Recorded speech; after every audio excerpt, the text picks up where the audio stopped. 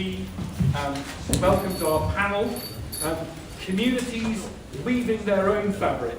What's happening already and how to support it. So we've got a fantastic panel to chew over some big issues. Two people I think sort of on the grassroots side, and then two people on the government side, one local government and one national government. So starting from the end there, Imandeep Kaur, who is the director of Civic Square, and actually whose first project, first entry into this world was the Impact Hub in Birmingham, which started with a crowdfunding exercise that exceeded all expectations. To her left, we've got Henry Kippin, who's the Managing Director, Chief Executive of North Tyne Combined Authority. To his left, Sharon McAulay, the CEO of the STAR Project. 17 years, I read, in the STAR Project. Is that I regret to inform you, 17 years.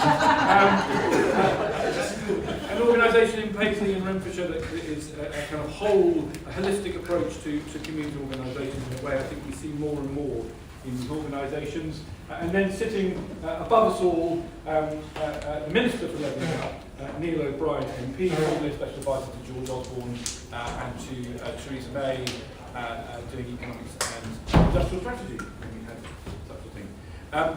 Now before we start, we're going to have a very short video to get us in the space. And Julie McRae, who's the director of Engaging Britain, who we're sponsoring the panel, is going to say a couple of words, and then we're going to watch the video. Thank you, Peter. We just thought, just for this session, we actually wanted to start it with some of the stories and some of the things that are actually going on at the moment around this country. So there's a couple of clips that we're playing. They're clips, shorter clips out of much longer stories. They refer to what was going on around lockdown. One is from Bradford and one is from Bridgend in Wales. And without anything else, I'll just pass over.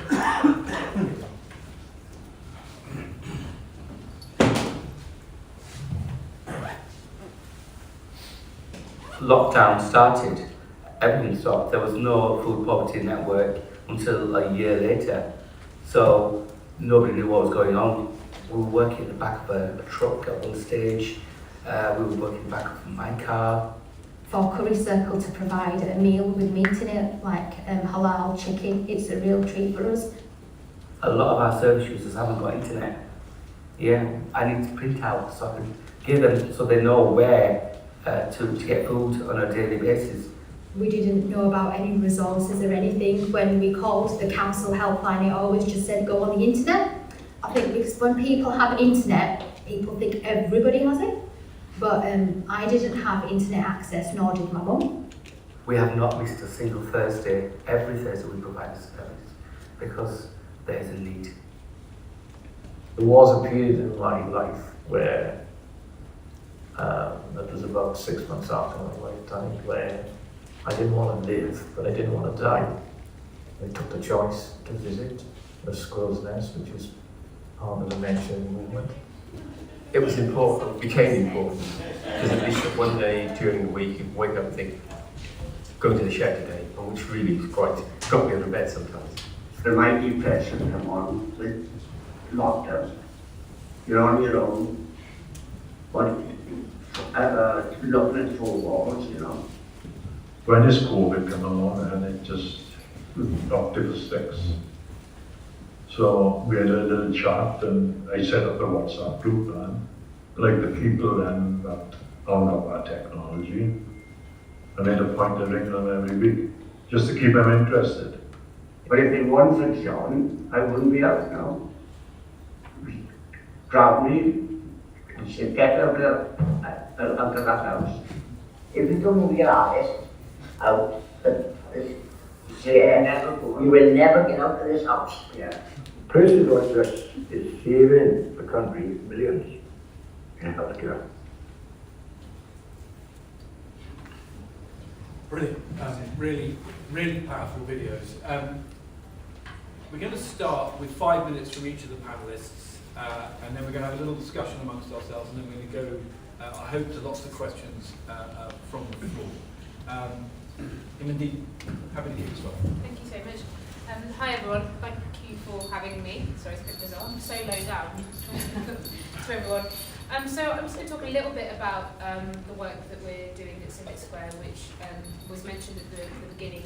Started its life nearly 10 years ago as a group of young people crowdfunding a community space, not very much unlike the kind of ideas shared in the Men's Sheds video, which is what it means for communities to come together to build solidarity, agency, have access to the skills and tools and spaces that can allow them to start to really go beyond just, not that these are bad things, these are amazing things, but go beyond just being seen as those who can pick up the litter or shovel up the snow, but really be at the heart of what it means to tackle our big social challenges.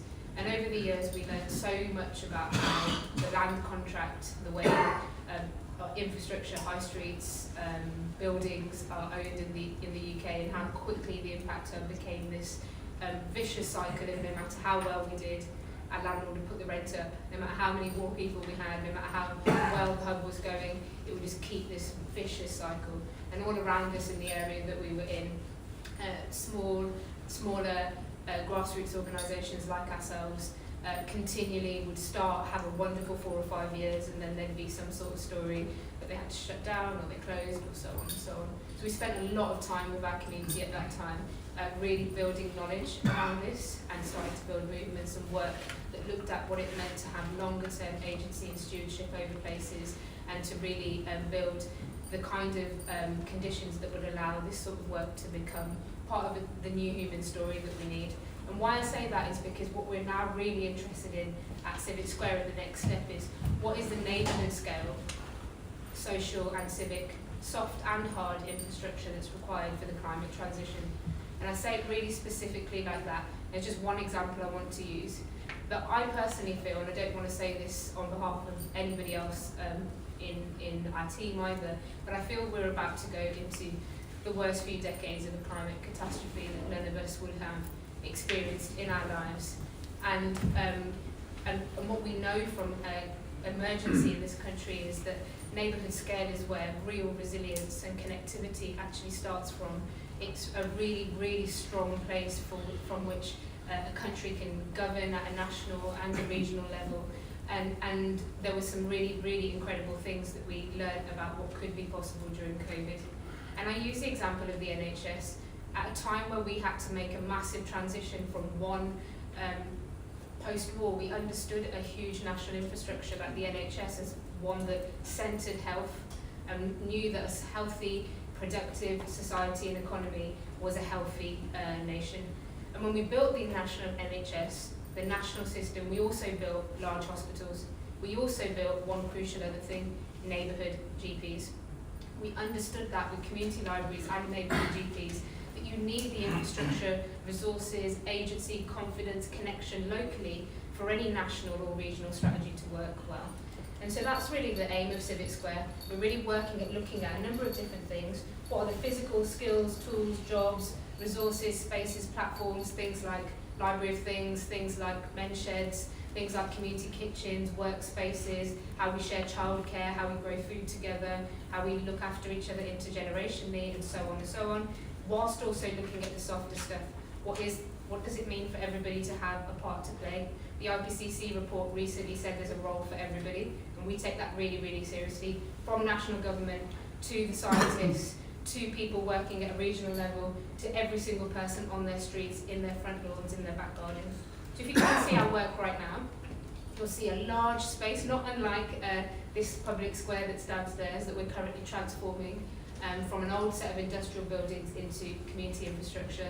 You'll see a street-by-street retrofit approach where we're looking at finance, governance, and the everyday participation that allows people to be at the forefront of retrofitting their homes. You'll see large movements reimagining our economic possibility through things like donor economics and so on and so on. And you'll see lots of people from young children from the local school to stakeholders across the region and across the country working with us at a number of different scales. So what I bring to this today is to say that I don't necessarily believe so much in the top-down, bottom-up narrative. I believe that there's going to have to be a role for all of us. And with the crisis ahead, I think we have to write a new human story with our relationship with each other, with our relationship as to why we're here and with the natural world. And I think infrastructure has a huge part to play in that, and the neighbourhood is one of many important scales that we need to take seriously. And to say that from what I can see, the will, the energy, the skills, and the passion from all sorts of backgrounds in our little corner of Ladywood in Birmingham really shows me that something brighter is possible if we can really understand how to invest and unlock in that scale, and see it as part of an interdependent system of many other things. So yeah, really excited to be here and to hear from everybody else.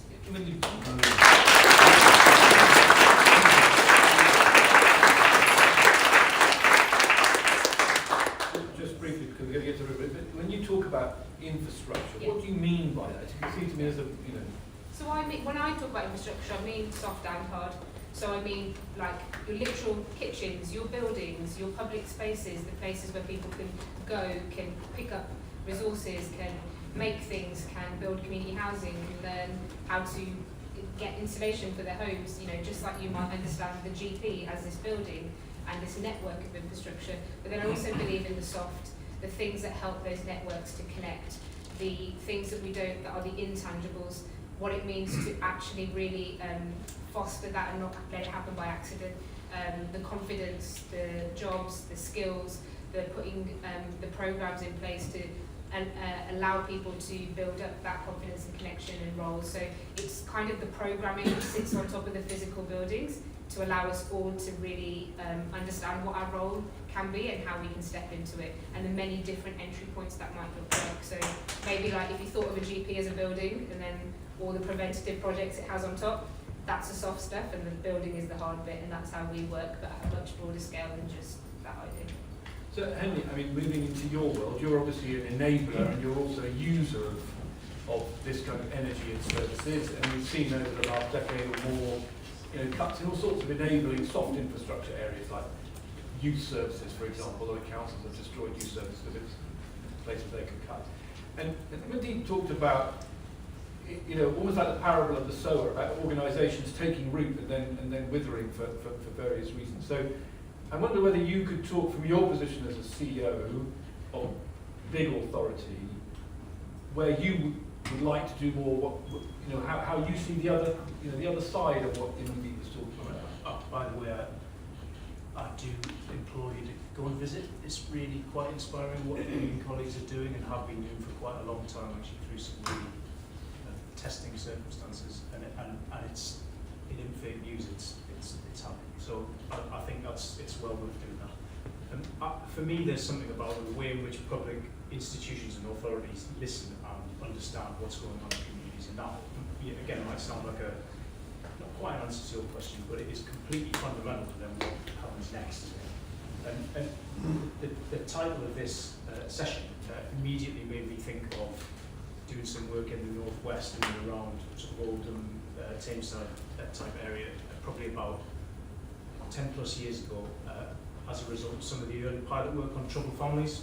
Terrible name for a programme, interesting findings coming out, and as many of you will kind of know and have seen a million times, an evaluation process that was like a back wall full of brown paper. You see all lovely design methods, sort of stuff, and then a post-it note every time something happens. So a phone call into the council, a referral, the police come round, a missed opportunity, and just a wall that's just full of these post-it notes, signifying essentially not just chaos with the family, but chaos with the services around them. So bear with me, this is going somewhere.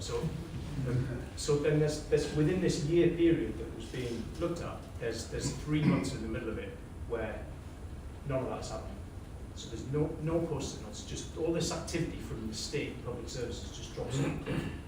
So when the researchers dug into what was going on, it turned out that the bloke in the house had bought some hydroponics and was growing some weed in the back room. So within that period, the household had an income, and the network around the household had a bit of money flowing through it. There was some childcare, because there's always somebody in the front room waiting for what's coming out the back room, there's a social network to speak of. There's not much antisocial behaviour going on because nobody wants to get the busies around when that stuff's going on. So you step back and say, well, how do I tell her to pick up the the answer to trouble. But in all seriousness, that is a family in a community creating their own, or weaving their own fabric, to coin a phrase. It might not quite be in the way that we like as public services, but what happened afterwards was the bloke got lined up, went to prison, same chaos dealt again. So that tells you, I think, the story of not only the need to look out for and understand what's going on, but to be able to adapt as the state and as public services in the round. So that's a central and a local issue. I think when you come to the question of, well, what do you do about that, you inevitably end up realising that the answer to problems for families and communities are not always about public services, they're about services to and with the public in the round.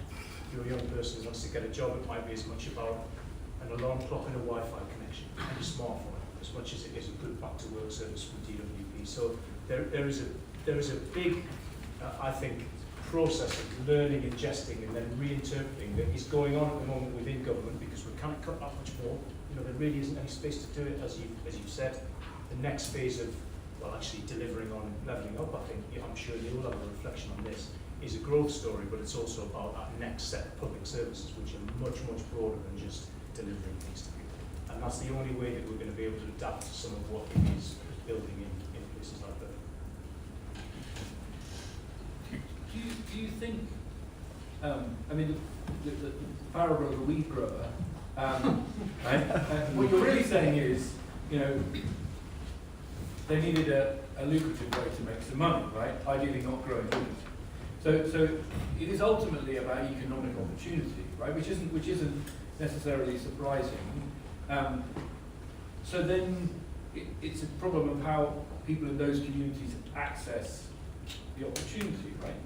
Well, I think it is. It's economic, but it's also about networks. It's about lowering those barriers to getting things done.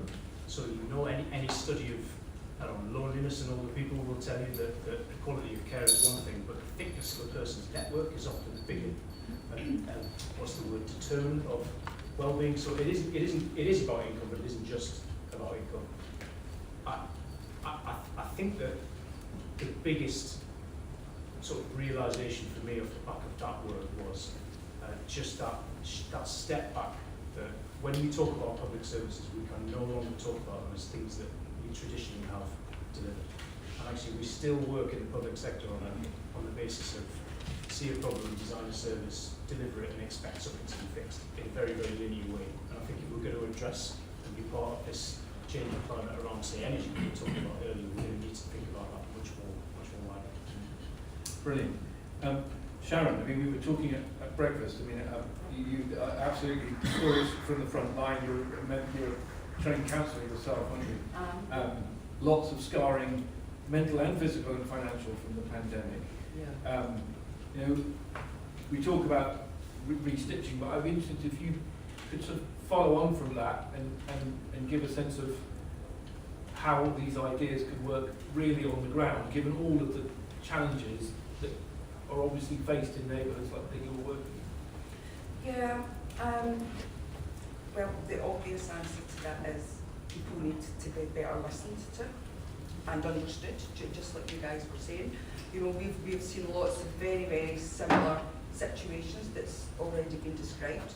I think a little bit of context is really important. I'm aware that we're from Scotland, from Paisley, and I don't know who knows Paisley. Does anyone know Paisley? Yeah. Lovely place, really friendly people, beautiful buildings, but a lot of angry people just now. So I mean, when I was invited and decided I was going to come along here, and I was looking at the statement, what communities are already doing to restitch their social fabric, and genuinely I thought there's no way I can talk about this in 5 minutes, and I know I have to. But I think it's vital that there's a little bit of context. So if you don't mind, let me just give a little bit of context and I'll address some of the issues that came up, and excuse the noise. At Star Project, one of the things we have said year after year after year, it's a long time as you've heard I've been there, and the project itself has been going since 1999, and that's quite unusual because we've stayed a relatively small charity. One of the things we've always said is that we are a voice for those that are often the least heard, or the voiceless, or we amplify the voice of the community. And very recently I came across a quote, so if you don't mind, I'm going to share it with you. And it's by the author Arundhati Roy.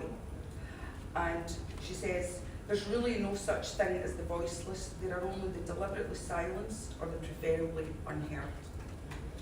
And I have to say that really resonated with me, especially given our experiences over COVID and since the lockdowns up to now. The ongoing cost of living crisis and some of the behaviours that we're seeing is not good. So to use a very Scottish term, folk are basically scunnered.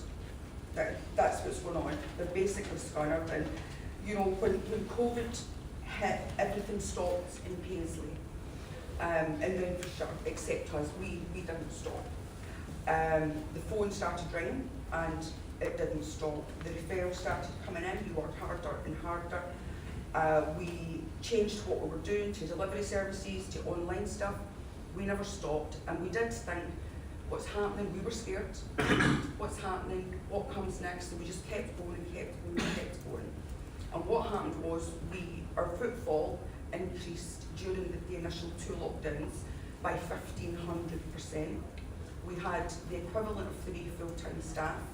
So we went from working with a couple of thousand people to, I think it was just 11 or 12,000 people. And literally we did that with the equivalent of 3 full-time staff, a whole army of volunteers that we recruited. Because one thing we did find is people locally really desperately wanted to do something, but people felt so helpless and scared that they just didn't know. So we had droves of people turning up at the door saying, "What can I do? Can I do something?" And we welcomed them in, we gave them some training, we put loads of new procedures in place, and we just literally got on with the job. As I said, we adapted our food and essentials stuff, we adapted that to delivery. We worked with artists to make sure that what we were delivering online could still be as creative as it always was before, because that's what we'd always done. We made wellbeing calls to 6,000 people. We created new policies, procedures, volunteers I've mentioned. We bought bulk PPE and we just got on with the job. But like I said, we were scared too.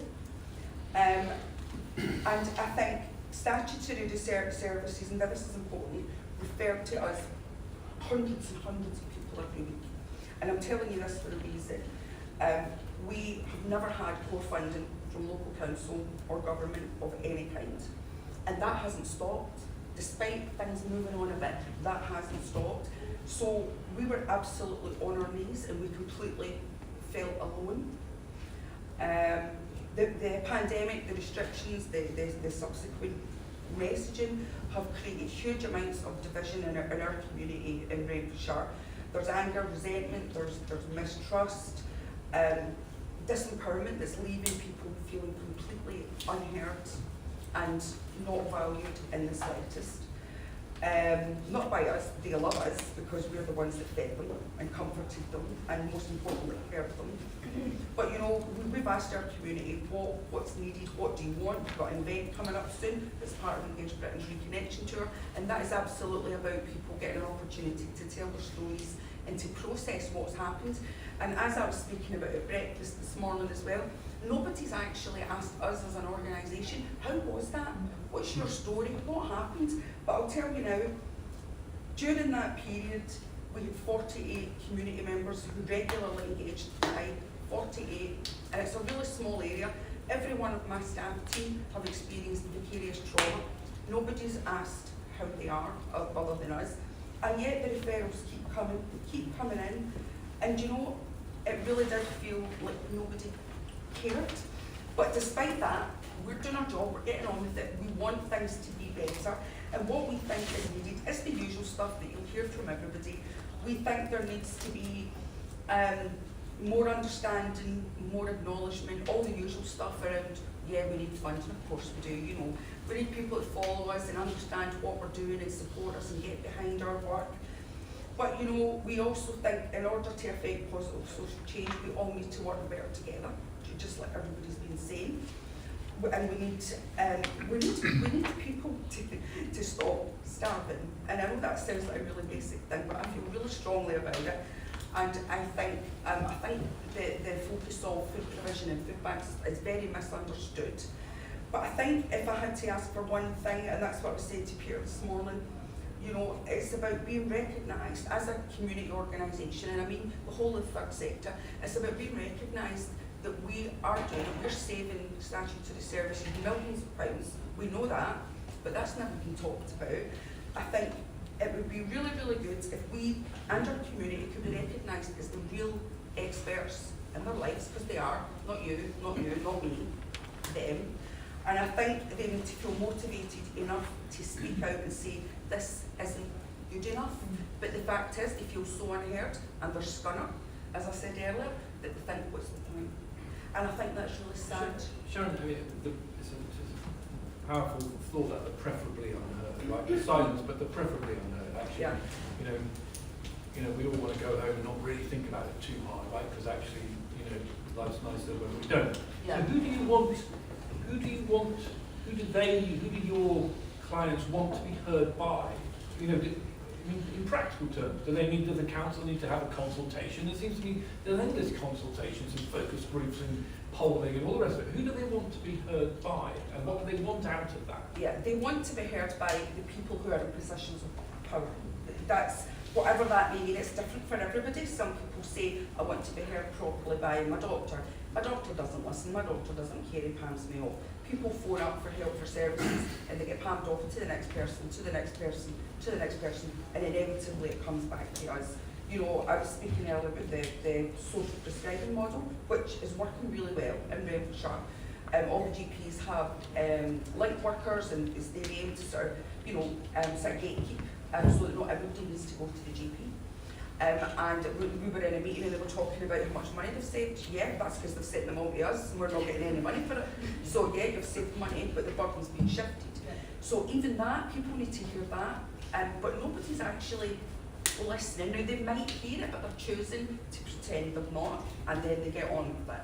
So for a lot of people in our community, it might be local government, it might be national government, it might be people in health, or it could even be somebody who they see as a leader, or, you know, locally in their area, but they feel unheard and they feel unvalued. They feel that the messaging is a bit, they feel that what's happening is they are being kept where they belong, right? They can be kept where they belong, they've been kept poor, and then they've been told to stop being poor. That's what they feel. And people are very, very angry, and I did have a joke this morning about when Peter asked what's coming next, I said a revolution.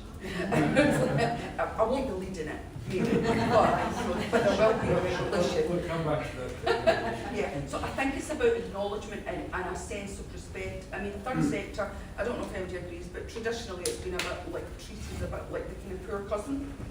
And you know, there is so much skill and talent and drive and ambition in the third sector. Why would you not better utilise that? Because we're the people that were on the front line, we're the people where the community members turned because we've got the relationships with them. So it's right that we do that, but it needs to be acknowledged that, you know, it wasn't the people sitting there that done this and made people get through this. It was us. It absolutely was us. It's fascinating. So I have a question for you which follows off all of that, which is that we saw in the video actually, the old fella at the end said, you know, the NHS is being saved millions by this community sector. Yeah. And you just made the same point, Sharon. Yeah. We have a, well, the Onward think tank and new community-based approach to delivering public services, where it's not, you know, the big society, it's getting the voluntary and third sector to kind of help heal some of the gaps that are left by the end of youth services. The thing that nags at me about that is that we know that in the poorest areas they have the least access to charitable support, right? There's least charitable infrastructure.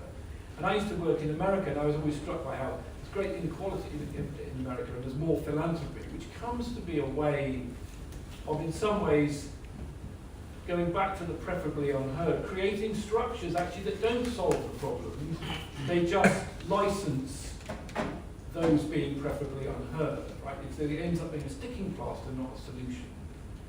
I don't know whether you think that's fair, and whether anything you've heard here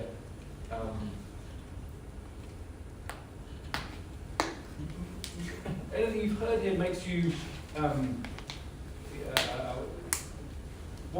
makes government want to do more, or government to stand back? Do you mind if I stand up? And in the first instance, just so I can see everybody. I think it's a very good, it's a good observation and a good question, and it's been very, very interesting to hear from people doing such important things on the front line. So, the last couple of years have seen some very, very powerful demonstrations of the power of society compared to, say, the state or the market. During the coronavirus pandemic, any MP would have seen across their constituency WhatsApp groups and small community groups spring up to try and meet the needs of people that nobody else could meet. More recently, as we've confronted in government, in our department, the challenge of how we will house and look after tens of thousands of refugees from Ukraine. What have we turned to? We turn to the market, we turn to government? No, we have turned to society. We've got homes for Ukraine. It's the only way to solve the problem. It shows you the relative power of society compared to the state or the market. It's much bigger. And the Conservative Party is not a party of individuals. It's the party of societies, communities, small platoons, as Bert called it. And it's one of the biggest ideas that animates the Levelling Up agenda. We are in this wonderful conference brought together by Create Streets, a wonderful community-based organisation, Onward, which has always had a focus on this agenda right from the start when we created it. And I pay tribute to Katie for bringing all this together, and teams of both organisations, and indeed Peace Hall. It's an interesting place actually, because when I came here as a child and then as a teenager, it was always an amazing place, but it was nothing like it is today. And it has been an example of many things. Peace Hall. So it was originally created by subscription from local businesses during the kind of golden age of growth in the West Riding. So you've got the kind of the private sector and the kind of philanthropic bit of it. It was then taken over by Halifax Corporation, looked after for a long time, and ultimately became Calderdale.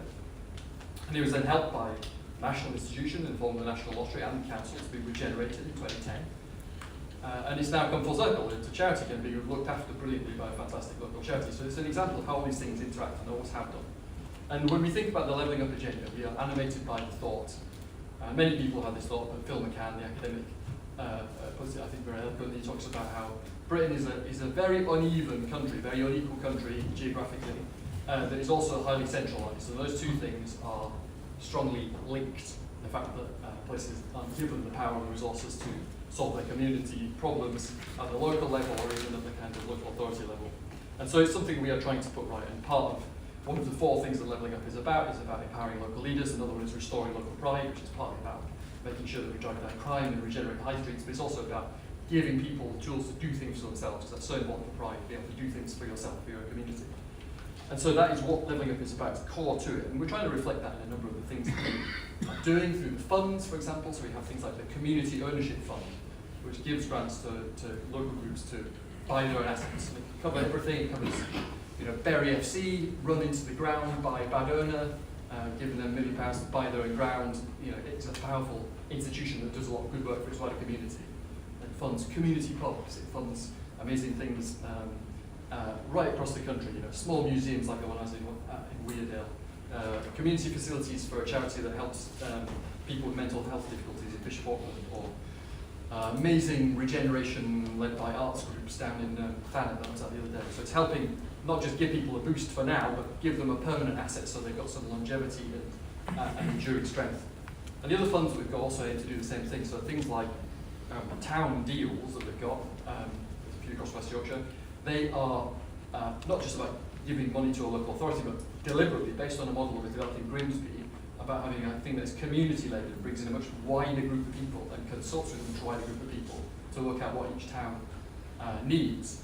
Many of the things we do for the Levelling Up Fund, Halifax has got a successful bid from that, are driven by the community. It's a way of getting those big community projects funded. And most recently, the thing I've been most involved in, the Shared Prosperity Fund, is consciously designed to be far less bureaucratic than any of these other funds before, to not have reams and reams of business cases being produced to satisfy someone in the Treasury, to not have round after round of audit and bureaucratic requirements, to be led locally and be able to fund small groups with minimum of bureaucratic hassle so you can do the things that are important to your place. And so that has been consciously set up to be a community-minded fund. And it's not just the funding issues, we're trying to do through the other things we're doing in the Levelling Up agenda. We are trying to empower society and social groups. So the Safer Streets Fund, wonderful thing, helps to fund anti-crime measures across the country. In the most recent round of it, it is now able to be bid into by community groups, not just your local authority or your police commissioner, but by community groups, who are the people who really care about and know about how to solve crime in their areas. Things like street votes, again, the great challenge of housing policy. It's always a challenge for all governments, bringing in the ability of very local community, individual streets to be able to set their own design codes and to bring about the kind of gentle densification that Create Streets promotes. Or the high streets rental auctions, giving councils the ability to make empty shops be auctioned off to be rented to the highest bidder, which will partly help tidy up high streets and make our towns better, but also be an opening for lots of small charities and voluntary groups and lots of small businesses and people just getting started. So I hope it's a win-win. And note, these things have all got the word streets in, safer streets, street votes, high streets. This is the level that we want to operate at. And lots of the other things we're doing, even if we don't have the word streets in, are again trying to empower the local community. The infrastructure levy we're setting up as part of the housing and planning reforms in the Levelling Up bill. That is partly about making sure that a lot more of the benefit of development goes to the local community and is much more flexible and is not as gameable by developers. But also part of it is about having a large chunk of that money reserved for the very local neighbourhood in which the development is taking place, building out from what we already did with the SIL, but on a bigger scale. So that again will be a funding source for empowered local communities. Lots of the other things we do are about empowering local actors, be it the innovation accelerators or free schools or the regional funds we're running through the British Business Bank to try and build up local venture capital. And we will continue on this agenda. We have the review of neighbourhood governance going on at the moment, which is thinking about the future of parishes and more, and about community spaces and the kind of spaces that lots of voluntary groups need to succeed. So we are just seized by this opportunity of, if you can harness this thing which is much bigger than the state and much bigger than the private sector, if we can make government work with that and for it in a way that we haven't before, that is the great prize, because it's going to be a tough couple of years. It clearly is, because of the war in Ukraine. It's going to be a very difficult time where, just like during the COVID pandemic, the resources and needs of local community groups are going to be totally central to looking after people during a difficult time. And we will do whatever we can. We're prepared to do unorthodox things, windfall taxes, whatever it is, to put money directly into people's pockets. It's crucial.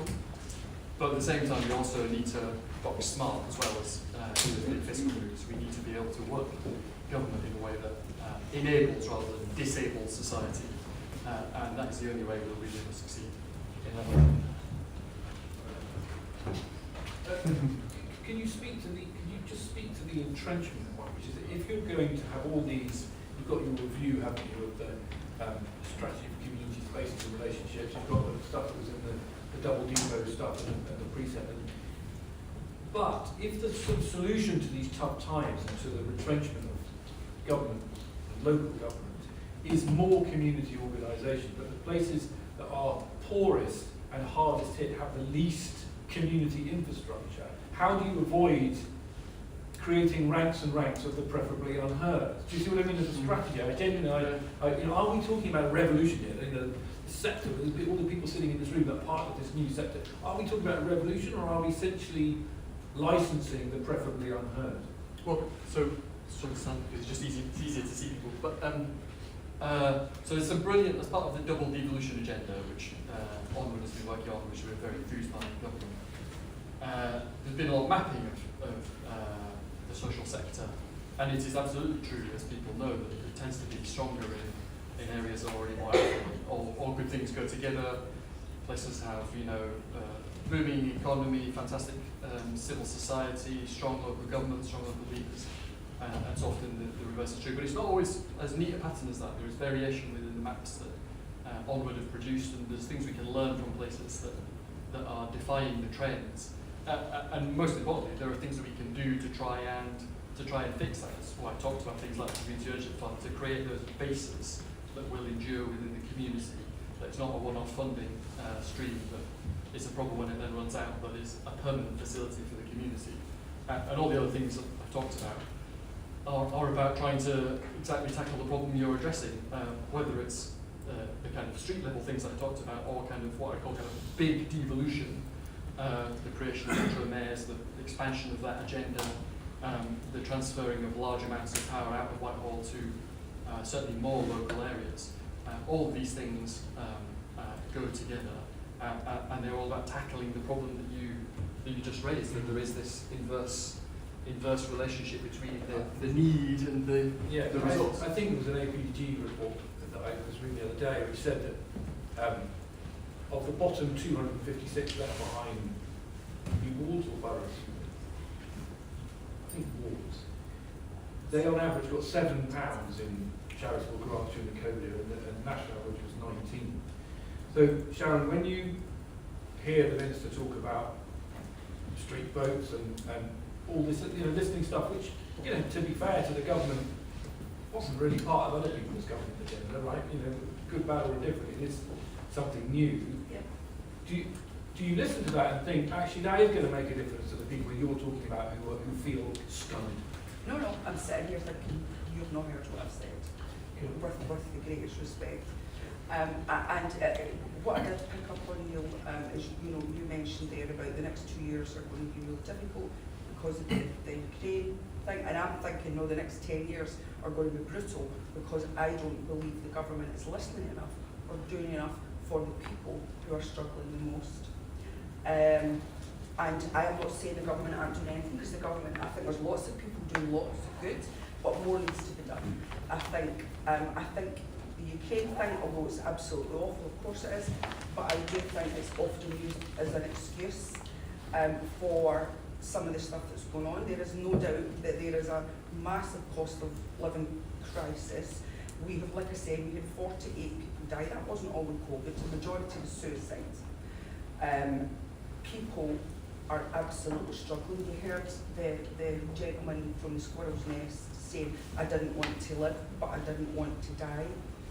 That's not just because of COVID, it's to do with the messaging, to do with the people didn't know what they were doing, where to go. They tried, they got nowhere, everything was online, people couldn't access it, charities were on their absolute knees, and to this day, I've never been thanked.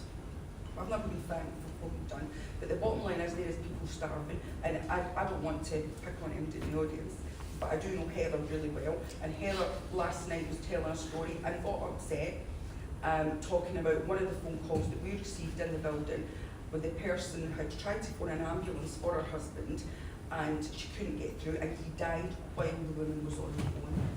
Now, nobody's listening, and I'm not saying that what we're saying is life-changing for everyone, we're not saying that, but there is something so important about listening to the truths of people's stories, whether it's mine, whether it's from Birmingham, no matter where it's from, there's something so vital about acknowledging it, because that shows respect. Whereas what we see again and again and again, and what communities see again and again, is ministers speaking about situations, getting asked questions and not answering the questions, but saying other stuff, and that stuff is great, but it's not enough. People need something different. They really need something different. What's something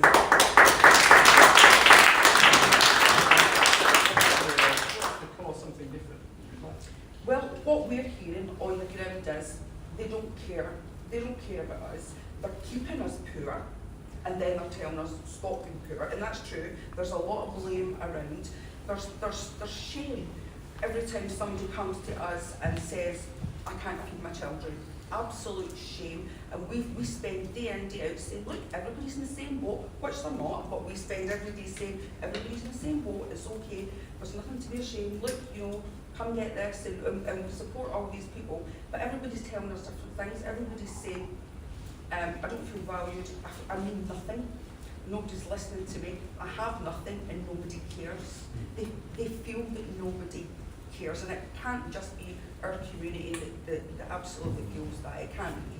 Henry, so we're going to go, hold that, we're going to go to questions very, very shortly. So Questions at the ready? I think there's a relationship between this conversation and devolution, to pick one of the strands of what the Minister was just talking about, for two reasons. One, because devolution gives you, over the long term, the opportunity to be heard at a different level. It's a different scale. If you look at the numbers that Ben Page brings out year on year about people's trust in central government, I mean, all government and politics aside, it doesn't tend to matter. Quite consistent over the long term. Lack of trust in centralised institutions, much higher trust in local institutions. So that is one reason I think why we have to keep going on devolution, because it provides a mechanism to listen and respond in a different way. But it also done well, and Andy Halvey talked about this a little bit, should over the long term give you the ability to shift money around the system. So you know, for example, that some of the acute health issues that you and your colleagues are dealing with, or even things like the chronic effect of asthma in the long run, this is really shit housing, isn't it? Let's be honest. Excuse the language, like. But so then you start to be able to get into the discussion about how you do prevention properly by shifting resource away from acute health and into the provision of better housing. And then you get into the conversation with people like Pete about, well, what is the financial model that will help us to develop that housing when the state can't pay for it? So you need devolution to embed and continue in order to be able to, from a public policy perspective, respond properly to some of the things that we just said. It's not a panacea now, but it's definitely part of a long-term solution. Imandeep, do you want to? I'm happy for you to take the question. I can start. Yeah. If I start, I might get out of control. That's great, sorry. Right, so questions. Obviously, we don't have a huge amount of time, so please avoid speeches. Say where you're from, and we'll take a couple. Yes, sir. Yeah, so my name's Sharon. So you said that the poorest communities get the sort of the least charity, and you said, well, we've looked at that, and although it's generally the case, it's sometimes not the case, and there's lessons to be learned. You've looked at those situations where poorer communities are doing better. Have you learned any lessons? Have you noticed any sort of things which make them stand apart? That's a good question. Thank you, Sharon. Yes, sir. Yeah, more devolution is often given as the answer, but I mean, where you are, the West Midlands has devolution, and your success seems to have been in spite of, or almost in opposition to, existing political structures. So what haven't you got from your local leaders that you needed? Okay.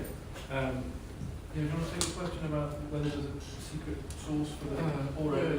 There's not a secret source, but it's a good question. I think two things I take from the work of Onward rather than government are the importance of anchor institutions that can do a lot for their community. There are universities that behave in a very civic way. There are large firms that do fantastic things around them.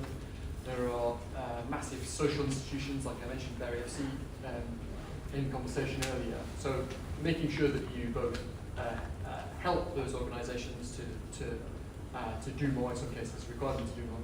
But also then at the local level, having enduring institutions that can be financially self-reliant over the longer term and not subject to the ebbs and flows of different government funding streams. So hence I think the importance of the Community Ownership Fund of not just giving a grant to the charity, but setting it up over the long term to earn an asset that can get revenues from over the longer term. I mentioned a facility for people, an employment project in Bishop Auckland, where they bought a building in the middle of this big estate, and they're doing great work out of it already with people with health problems.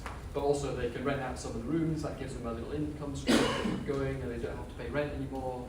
And it's just all setting them up to grow and succeed over the long haul. Those are definitely two lessons. I'm sure there are lots of others. I mean, do you want to take the Devo question? Yeah, absolutely. So, look, I'm a forever optimist, otherwise I wouldn't be able to survive in this work, right? And I'm like, cool, maybe this next round is going to have street-based retrofit, street-based votes, street planning processes, tons of money coming down for us to buy up assets and so on and so on. You know, I'm always going to be forever an optimist because there's a lot of work to do, and it's going to be complex and emergent and unexpected. And on the one hand, I'm just mentioning this because it links to what you just said. On the one hand, I absolutely recognise the challenges of the Ukraine war, the terror of many other things that are going on, the impact of COVID. But I don't think this is linked to what Sharon was saying. I don't think this is a moment where we can say, in a couple of years, it's going to be a hard time for this, it's going to be a hard time for that, because we know we've got climate refugees coming down the line, of which Global North has been overly responsible for. We know we've got cascades of things like the energy crisis and so on and so on. So I don't believe in a narrative of like, after we get past this, or once we've just done this moment, because that's what leads to people feeling completely infantilized and like unheard, and leads to anger and a really non-intellectually strong way of looking at the cascade crises that we have coming ahead of us. Now, why I'm saying that is because I have to stay incredibly hopeful that what you say is going to be true. But and you know, Henry used to be at the Combined Authority, and I have a lot of respect for the work that happens at the Combined Authority. But for the last 5 years, now imagine how literate and how much social capacity we have compared to so many other groups as well. For the last 5 years, I have been trying to secure the money to buy a building. I have been trying to understand community ownership funds. I have been talking to every person there is, from the CEO of the Combined Authority to the officer in charge at the community, at the Combined Authority level, at the local council level. I've navigated every fight there is between the leader of one and the leader of the other, and why somebody won't put us forward for this because it will mess up their thing over here, because their ward can't be seen to put these guys up because the actual councillors ring-fence that money for another political area that they want to win votes for, so you can't possibly give it to us because we need to concentrate on this part of Birmingham. I have navigated that system, and some of you seen me sit on these panels for years. If I can't figure out how to get hold of that money, I tell you what, like, we are not going to have the speed and scale of whether you want to call it revolution or transition or an increase in agency and confidence at a community level that is going to help any of these scales of regional or national government actually tackle the scale of crisis that's coming. This is not about me. It's not about what I want or what building I want to buy, or in the long 10 or 20 years or 30 years we'll have these buildings and they'll create lovely circular models. This is a crisis at many scales with more coming. So I really need to understand how we're going to do much more than just say, hey, like, I believe in devolution, I love Henry, I trust him, I love what he talks about. You know, he's one of the people that's made me carry on doing this work, but it's not enough. It isn't enough, and we need to go further. What bit of devolution? When we're navigating this web of local bureaucracy, local politics, grant structures, etc., what bit of devolution makes that easier for you, do you think? So ultimately, it's being able to directly access those things in really clear and transparent ways, not in ways that is held by multiple. Always going to be a gatekeeper. I mean, so Neil's shared prosperity fund is going to be the granting authority, it's going to be the local authority. So then the parish councils and the town councils and the third stakeholders. But if the gatekeepers have been working in extreme scarcity. And you know, I don't actually demonise some of the local authority gatekeepers because of the scale of things they're having to simultaneously worry about. I'm not surprised when they try and game a fund to put some money elsewhere because youth services or other services have been completely obliterated. But at the same time, it completely renders us incapable of being able to step past even today and understand what's going on in 10, 20, 30 years. So it's the balance between who the gatekeepers are, what type of leadership we're working in, and recognising that when you're working in such scarcity, you can't have the revolutionary visions of the future because you're trying to literally hold things up so things aren't collapsing and making things worse. You're scunnered, aren't you? Yeah, absolutely scunnered.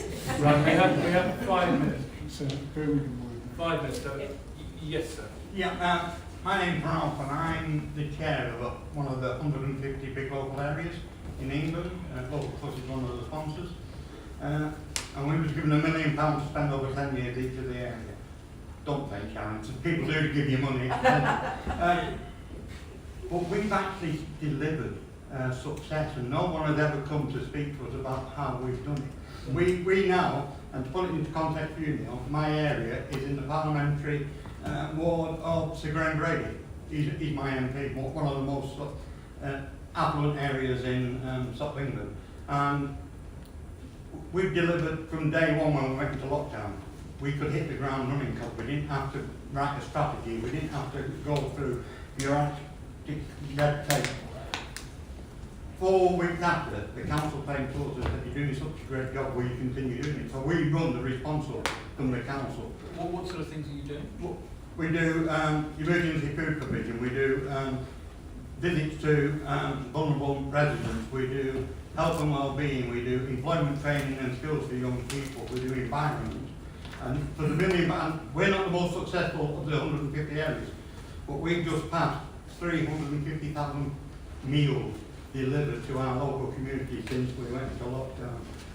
We've brought in an additional £600,000 of external funding. Come and speak to the people. If you give communities the right tools, they'll deliver the job for you. Please come and speak to us. Okay. Yes, Madam. Yeah, for Imandeep and Sharon, really, you were talking about how you're really lent on as a service, but you're not always seen as experts, and you're not listened to, and you've got the answers.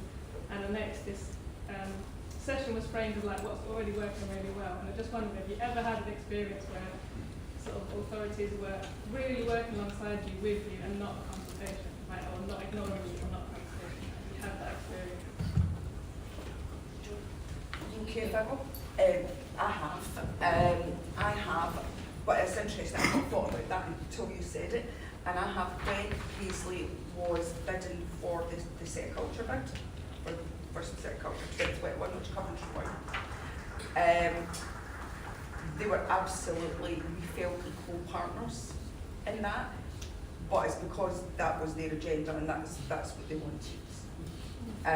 There is no doubt, but I genuinely haven't thought about that. But yes, we felt absolutely equal and seen and relevant because they needed us, because there was such a large percentage of that assessment going to be based on community engagement. So they couldn't do it without us. Yeah, but just to briefly go back to during the lockdowns, they couldn't do that without us either. So our council asked us to cover the shielded group until they got it together with the local hubs, if you like, and then the next thing, there's millions of these referrals coming in. We never got money for it. We kept doing all the food, just the same as Rob was saying. And the NHS, everybody that left hospital would get discharged. They tried to discharge them into our care. So it felt very, very different. So on one hand, they needed us, but for some reason, it was just like, it was almost like because everybody was in crisis mode, well, somebody will just get on with the job. So, and we did. But yeah, they worked very much in partnership with us, and we felt seen and valued, but that was their agenda, was to actually achieve that. Yeah, as a good question. Yeah, I think as an organisation and as a person, I do feel incredibly connected and supported to lots of the wider regional and local authority.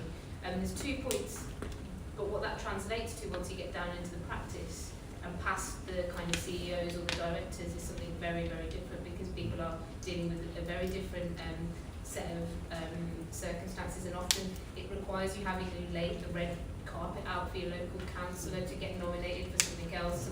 And people like me didn't even grow up knowing this was a thing, right? You knew that you needed to lay out the red carpet for your councillor all the time that you never met, that you didn't know, in order to get nominated to go for a fund. So it was like a big shock, because we were already not very liked, but for a reason that we didn't even know, and that's because we didn't let them take photos in front of things that we did, and then we were just blacklisted forever. Right? These are just really practical things, and it all goes back to this one time where I didn't invite someone to an event, and suddenly a whole part of the party doesn't like us anymore, and it's just like, I didn't know. I was literally a kid. I literally didn't know. We crowdfunded this thing, we got on with it. I didn't know you needed to take photos in front of it to nominate us for other stuff in the future. I didn't know that. So that's at the core, that's literally at the core. But the good times things have been working. One great example was at the Combined Authority, we did a piece of work that was in this urban challenge, where as part of a collaboration with an organisation called Wiki House that I know work closely with Creative Streets, we did a small site mapping with the community, looking at all the plots of land that the council owned that were too small or to be viable for big developers, but too big to just be left to be overgrown, that you could do community-owned, community-built, self-built housing and farm spaces, grow spaces, biodiversity spaces. We mapped this all out. We won the prize. It was incredible. We were about to build the first prototype, and all of that process was incredible until it got down to the officers who completely squashed everything, and the program never happened. But that top part of the process was amazing, and so I think there's loads of potential, but I can honestly tell you that most people don't know, especially young people, just literally don't know all this random English 100-year like cycle of traditions and things you're meant to know, and who you're meant to shake hands with, and how you're supposed to turn up, and what you're meant to do. And I really think that, honestly, it sounds, I mean, I've got some really brilliant, complex things I could talk about around what I think's going on with the climate crisis. But I tell you, at a basic level, somebody needs to do some literacy of how power in this country works, because most of us don't know it, and particularly communities of colour don't understand it, don't know what's going on, don't want to take part of it, but then suddenly find themselves in a place where actually can't get anything done because a couple of people that you didn't know needed to love you don't love you anymore, and now you're consistently blocked.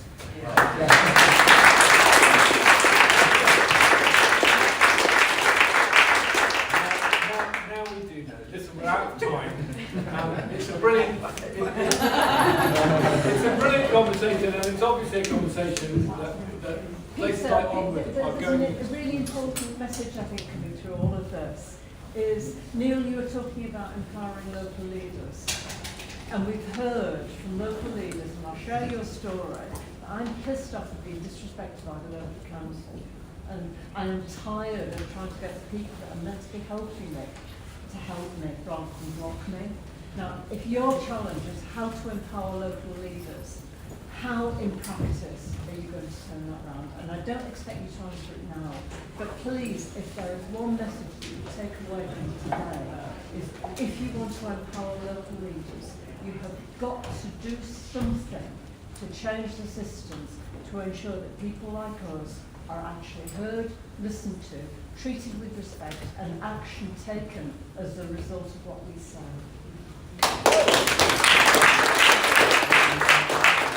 We really are out of time. It's a brilliant conversation. It's one that actually goes to the absolute heart of the social, physical, moral geography of the country. Round of applause, please, for